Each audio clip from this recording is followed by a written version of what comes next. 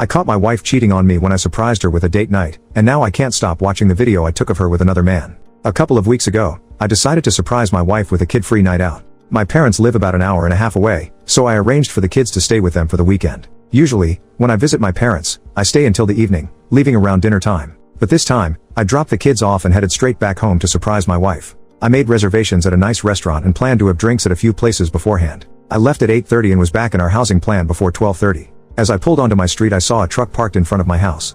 I did not recognize it. I assumed it was someone seeing the neighbors though, because it's not that unusual for someone to park in front of our house. I parked a few houses away thinking I would sneak into the house and surprise my wife instead of pulling in the driveway and going in the garage. I went in through a basement door.